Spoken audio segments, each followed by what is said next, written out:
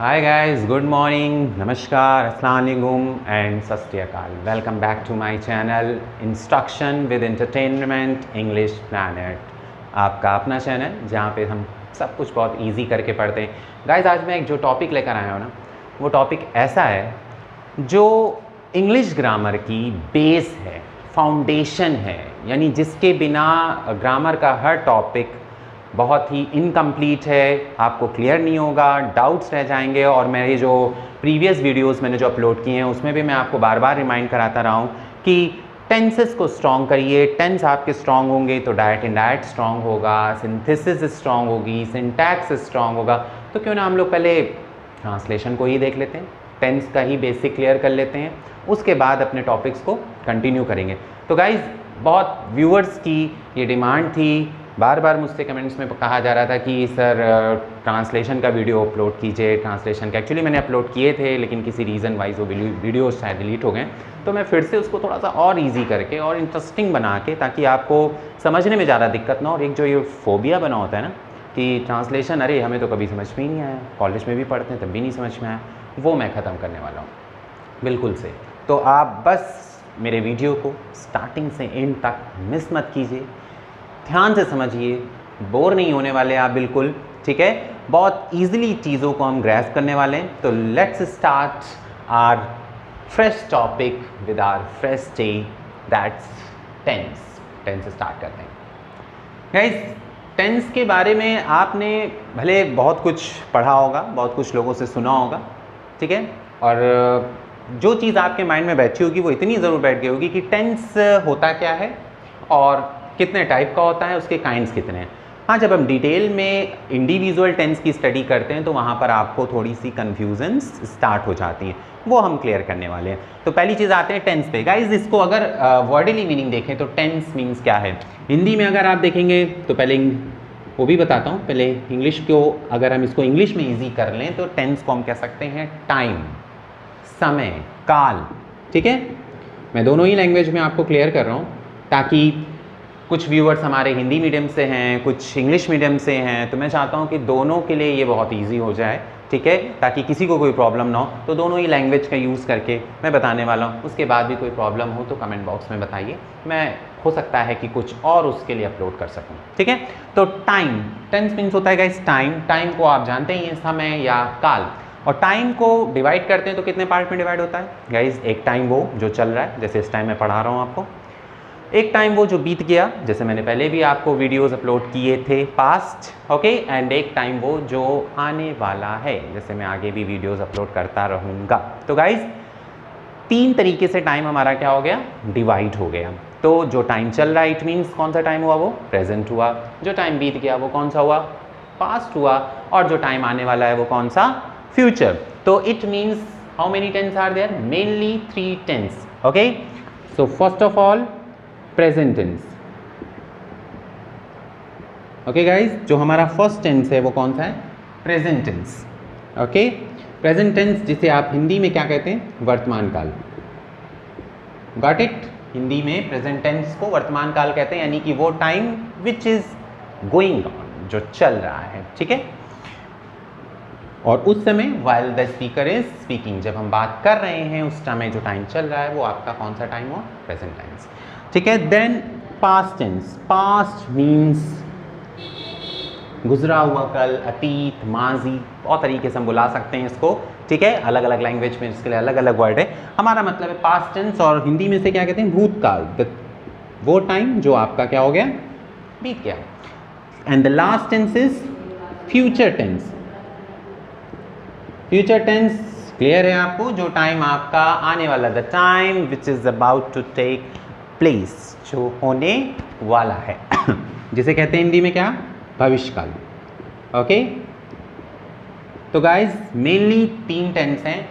कोई भी आपसे पूछता है कि कितने टेंस हैं तो यू हैव टू टेल, आपको बताना है प्रेजेंट, पास्ट, फ्यूचर, वर्तमान काल, भूतकाल और भविष्यकाल. ये तो मेन 3 टेंस हो गए गाइज. अब होता क्या है कि ये 3 टेंस जो हैं वो 4 पार्ट में डिवाइड होते हैं, यानी कि इन तीनों के 4 पार्ट होते हैं. 4 kinds are there, 4 kinds present के, 4 पास्ट के और 4 फ्यूचर के. तो ओवरऑल हमारे जो टेंस हो जाते हैं वो कितने हो जाते हैं? 12 tense. We have to study 12 tense. हमें जो है 12 टेंस की स्टडी करनी है इन तीनों के 4 सब कैटेगरी कह सकते हैं, उसको सब पार्ट कह सकते हैं। अब उन पार्ट को भी हम देख लेते हैं कि वो कौन कौन से पार्ट हैं, उनके नेम्स क्या हैं जिनकी हमको स्टडी करनी है। ठीक है गाइज, बहुत बेसिक चीज़ मैं बता रहा हूँ आपको। ठीक है, ये बहुत माइन्यूट और बहुत ही छोटी सी चीज़ है, लेकिन इट मैटर्स अ लॉट, बहुत मैटर करती है। अगर आपको ये क्लियर नहीं है तो आपको आगे कुछ नहीं क्लियर होने वाला। ठीक है, तो बिल्कुल हेजिटेशन को रिमूव कीजिए और जस्ट रिलैक्स होकर, फ्री होकर वीडियो को एंजॉय कीजिए, पढ़ते रहिए। ठीक है, तो इनके काइंड्स के नेम देख लेते हैं गाइस। पहला जो है वो है आपका indefinite. Okay, second is continuous, third is perfect and the last is perfect continuous. तो guys, first kind indefinite. Indefinite जो है वो आपका तीनों टेंस का होगा, present indefinite, past indefinite and then last future indefinite, वो हमको स्टडी करनी है। देन कॉन्टिन्यूअस, कॉन्टिन्यूअस भी हमें तीनों की स्टडी करनी है। परफेक्ट, परफेक्ट की भी स्टडी करनी है तीनों के साथ, और परफेक्ट कॉन्टिन्यूअस, तो ओवरऑल 12 टेंस। अच्छा, इनके क्या मीनिंग्स हैं, काइंड्स के क्या मीनिंग है, इनके बीच डिफरेंस क्या है, कैसे बनाना है, वो हम आगे की वीडियोस में देखेंगे। अभी तो हम बेसिक चीज़ें हमको ये समझना है कि कितने टेंस होते हैं, उनके काइंड्स क्या हैं and what are their names, और उनके क्या नाम होते हैं। ठीक है, तो ये चीज़ पहले हमको क्लियर करनी है कि 3 टेंस हैं, हमको यही बताना है, और उनके 4 काइंड्स हैं।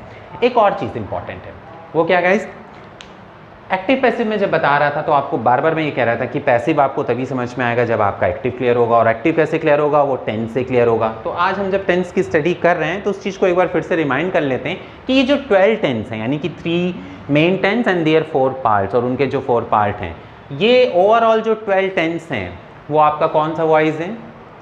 एक्टिव वॉइस हैं। एक्चुअली ये एक्टिव वॉइस हैं जिनको हम पैसिव करते हैं, और पैसिव में कुछ टेंस का पैसिव नहीं भी बनता, वो मैंने बताया, उसको आप वीडियो में देखिएगा। तो पूरी जो इंग्लिश है गाइस वो 2 वॉइस में डिवाइड है, एक्टिव वॉइस और पैसिव वॉइस। ओवरऑल जो हम लोग इंग्लिश स्टडी करते हैं, कहीं पे रीड करते हैं, वो हम 2 वॉइस में मतलब उसकी स्टडी करते हैं। तो ये जो 12 टेंस हम पढ़ने जा रहे हैं, आप दैट रखिएगा, ये आपका कौन सा वॉइस है? Active voice. ये 12 जो टेंस हैं आपके वो एक्टिव वॉइस में हैं। Is that clear? 3 tense, their 4 part, 3 tense, उनके 4 काइंड्स, और कौन सा वॉइस है? ये एक्टिव वॉइस है।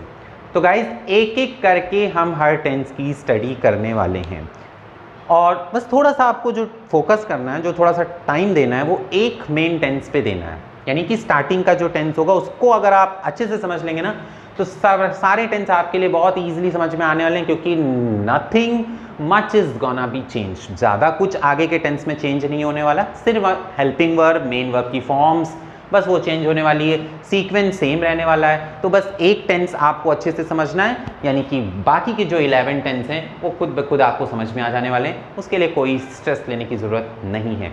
तो फिलहाल हमारा प्रेजेंट इंडेफिनिट टेंस हम स्टार्ट करेंगे, लेकिन टेंस को स्टार्ट करने से पहले गाइज कुछ बहुत छोटी सी चीज़ें जो मैं बता दूं, ताकि मैं जब टेंस पे आऊँ तो वो आपको कंफ्यूज ना करें कि ये क्या है, ये समझ में नहीं आ रहा है। तो चलिए उसको बताता हूँ मैं। ठीक है, तो ये मैं रब कर दूँ। ठीक, इसको रब करके मैं पहले जो बहुत छोटी चीज़ें हैं लेकिन बहुत मैटर करेंगी उन्हें बताता हूँ।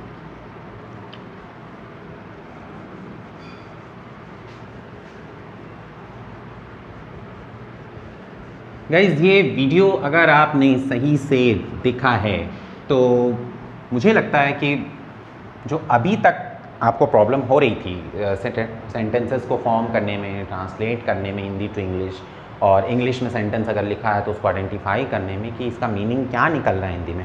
होता है क्या ना, लोग ये सोचते हैं कि हमारे सामने कुछ इंग्लिश में कोई आर्टिकल हो या कोई न्यूज़ हो या कोई हम बुक पढ़ रहे हैं, तो हमें वो समझ में आने लगे कि इसका वर्डली मीनिंग क्या होगा हिंदी में, ग्रैस्प कैसे करेंगे। उसके लिए आपके टेंस मजबूत होने चाहिए। ठीक है, तो उसकी भी हम स्टडी कराएंगे जब हमारा ट्रांसलेशन का पार्ट कंप्लीट होगा। तो हम रीडिंग जो कैपेबिलिटी है वो कैसे बढ़ाएं उसको भी बताएंगे, मीनिंग कैसे ग्रैस्प करें, ठीक है, वर्ड पावर कैसे स्ट्रॉन्ग करें, वो सब बताने वाले हैं। तो गाइस, पहले इस पे आते हैं कि क्या चीज़ें मैं बताने वाला हूँ टेंस के पार्ट को स्टार्ट करने से पहले, वो देखिए। First of all, subject. क्योंकि अभी मैं ट्रांसलेशन स्टार्ट करूंगा तो बार बार मैं कहूंगा कि subject you have to place, subject आपको रखना है। क्या है सब्जेक्ट? पैसिव वॉइस में भी मैंने बताया था।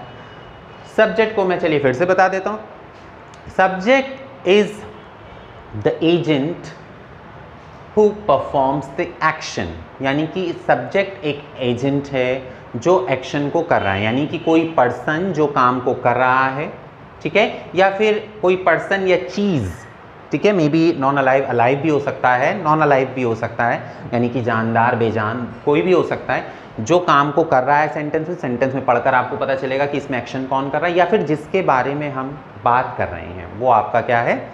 सब्जेक्ट है। वो कभी कभी सब्जेक्ट स्टार्टिंग में हो सकता है, कभी सेंटेंस के बीच में भी हो सकता है, ठीक है। एग्जाम्पल से बता देता हूँ।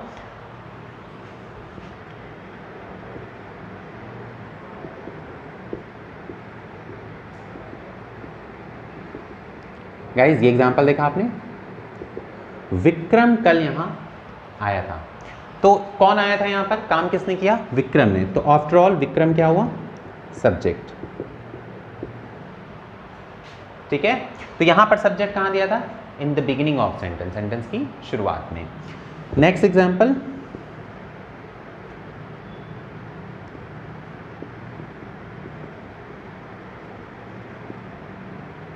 कल रात हम मंदिर गए। कल रात हम मंदिर गए। अब इसमें मंदिर कौन गया? हम। तो सब्जेक्ट कौन है? हम। इसमें सब्जेक्ट कहाँ आ रहा है? बीच में। तो मेरा कहने का मतलब गाइस सिर्फ इतना सा है कि सब्जेक्ट स्टार्टिंग में भी हो सकता है, बीच में भी हो सकता है, ये आपको पता चलेगा कि किसके बारे में बात हो रही है और एक्शन को कौन कर रहा है, वो आपका सब्जेक्ट है, ठीक है। तो जब मैं सब्जेक्ट कहूँ तो आप कंफ्यूज मत होइएगा, समझ जाइएगा कि सर उसी की बात कर रहे हैं जिसके बारे में बात हो रही है या जो काम को कर रहा है, ठीक है। देन गाइज आते हैं नेक्स्ट हमारा वर्ब। वर्ब क्या है? सब्जेक्ट को हिंदी में कर्ता कहते हैं। कर्ता का मतलब जो काम को परफॉर्म कर रहा है, जो काम को कर रहा है। वर्ब क्या होगी गाइज? उसको हिंदी में कहते हैं क्रिया। क्रिया का मीन्स अगर मैं इसको थोड़ा और इजी करूं तो क्या कहूंगा? एक्शन। एक्शन, एक तो मैंने बताया सब्जेक्ट वो होता है जो काम को करता है। क्या काम किया? वो आपकी क्या हुई? वर्ब हुई कि काम क्या हुआ। अब जैसे इसी एग्जांपल को ले लेते हैं, इसमें विक्रम कल यहां आया था, तो कौन सा काम हुआ? आना, ठीक है। तो आना आपकी क्या हुई? वर्ब हुई। कल रात हम मंदिर गए, इसमें कौन सा एक्शन हुआ? गए, जाना, तो ये भी आपकी क्या हुई? वर्ब हुई। Is that clear? तो वर्ब है एक्शन और वर्ब को जो परफॉर्म करता है वो क्या है? आपका सब्जेक्ट, ठीक है। तो गाइज वर्ब जो है वो आपकी 3 फॉर्म्स में होती है, first form, second form, third form. अलग अलग टेंस में हम अलग अलग फॉर्म का यूज़ करते हैं और एक आईएनजी फॉर्म होती है, ठीक है। तो उसको भी मैं क्लियर करूंगा जैसे जैसे हम लोग टेंस में आगे बढ़ेंगे। तो अभी आपको ये समझना है सब्जेक्ट क्या है, वर्ब क्या है। सब्जेक्ट कहाँ होता है? स्टार्टिंग में भी, बीच में भी हो सकता है। वर्ब आपकी मोस्टली हिंदी में तो लास्ट में होती है और इंग्लिश में हम उसको सब्जेक्ट के बाद प्लेस करते हैं, ठीक है। वो जब हम सीक्वेंस पढ़ेंगे तब क्लियर हो जाएगा। नेक्स्ट लास्ट चीज़ क्या है हमारी? ऑब्जेक्ट। ऑब्जेक्ट यानी कि हिंदी में उसे कहते हैं कर्म, ठीक है। अच्छा, सब्जेक्ट काम को करता है, वर्ब क्रिया यानी एक्शन, काम क्या हुआ, और काम का असर जिस पे पड़ा वो आपका क्या हुआ? ऑब्जेक्ट यानी कि कर्म। जैसे कि इसका एग्जांपल देखते हैं, मैंने, अब जैसे कल यहाँ आया, इसमें तो कोई ऑब्जेक्ट नहीं है गाइस, इसमें भी नहीं है। यहाँ पर देखते हैं, मैंने एक किताब खरीदी, ठीक है गाइस। तो मैंने एक किताब खरीदी। अब इसमें हम इसको कैटेगराइज करते हैं, तो मैंने, किसने किताब खरीदी? मैंने, तो मैं क्या हुआ? ये सब्जेक्ट हुआ। फिर आते हैं वर्ब पे, क्या किया मैंने? खरीदा। खरीदा आपकी क्या होगी? वर्ब। अब वर्ब से ही कनेक्ट होता है कि क्या खरीदा। क्या खरीदा? ऑफ कोर्स किताब खरीदी। तो ये आपका एक्चुअली क्या हो गया गाइस? ऑब्जेक्ट हो गया, यानी कि वर्ब का इम्पैक्ट जिस पे पड़ा, ठीक है, वो आपको जो है ऑब्जेक्ट हुआ। For example, I kicked the ball. I यानी मैंने, किक्ड मतलब लात मारी, किसको? बॉल को। तो आई सब्जेक्ट हुआ, किक एक्शन हुआ, और बॉल आपका क्या हो गई? ऑब्जेक्ट हो गई। तो इंग्लिश में भी क्लियर हो जाता है, हिंदी में भी क्लियर हो जाता है। आगे बहुत सारे ऐसे एग्जाम्पल्स आने वाले हैं जिससे ये तीनों चीज़ें डेफिनेटली क्लियर हो जाने वाली हैं, कोई डाउट नहीं रह जाने वाला है। बस वीडियोज़ को देखते रहिए अच्छे से। ठीक है। और गाइस तो ये तो एक बेसिक चीज़ हो गई, बेसिक चीज़ हो गई। अब हमें इसको पार्ट वाइज स्टडी करना स्टार्ट करना, अब हमें और कॉन्शियस और केयरफुल हो जाना है, ठीक है, ताकि कुछ भी हेजिटेशन, कोई डाउट, कोई कन्फ्यूज़न ना रह जाए, ठीक है। तो वो वीडियो प्रेजेंट इंडेफिनिट से हम शुरू करेंगे, अपने नेक्स्ट वीडियो में मैं उस चीज़ को अपलोड करूँगा। तब तक के लिए आप इस वीडियो को और अच्छे से देखिए, ठीक है, समझिए। कोई डाउट हो तो कमेंट बॉक्स में बताइए, और हमेशा की तरह इस वीडियो को ज़्यादा से ज़्यादा like, share and of course subscribe कीजिए। तो till my next video, take care, bye bye.